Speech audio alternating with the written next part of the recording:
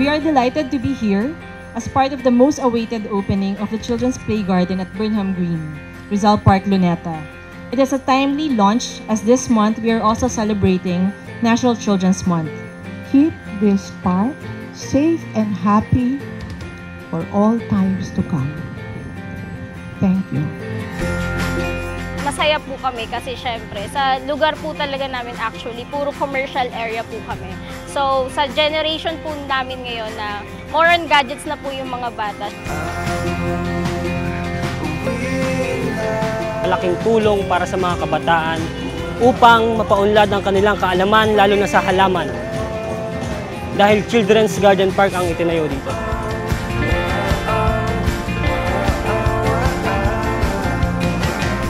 Hindi natin maaring mahalin ang isang bagay na hindi natin kilala. Kaya dito makikilala ng mga bata ang mga sari-saring puno at halaman na sariling atin. Mamumulat sila sa mga kaalaman ng mga ninuno pa natin tungkol sa mga punang kahoy, ang mga pangalan nila, mga bunga nila, bulaklak at mga bisa.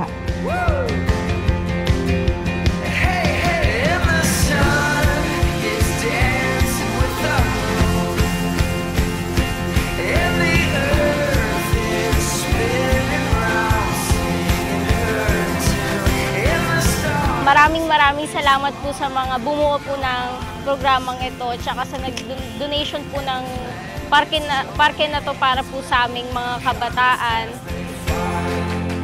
Today, we have not only made her dream come true but also ours. And the thousands of children who come to Rizal Park every day looking for a place where they can play and unleash their creativity and energy.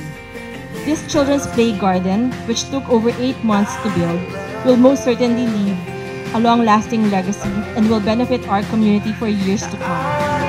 Binigyan nila ng oportunidad ang mga kabataan, hindi lamang po ng aming nasasakupan, kundi ng ibang tagalugar pa po. Dahil malaki pong bagay ito para sa mga bata. I am sure that this initial Children's Garden has been God's plan all the time, and His Spirit led us all to come together and build His little kingdom of joy and fun for His beloved children.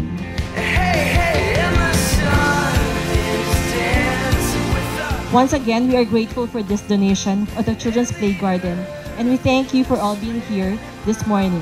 Happy 31st anniversary, Piandre Salon. Happy National Children's Month, and mabuhay.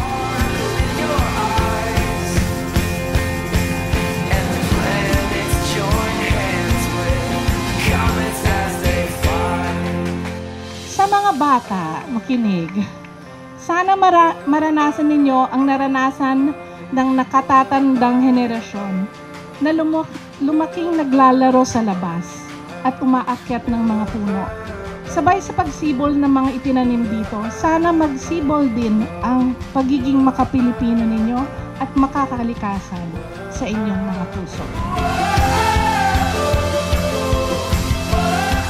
And I am humbled at this rare opportunity that we are part of an undertaking that can be hopefully an inspiration to other communities to set up their own play garden using local resources. Welcome to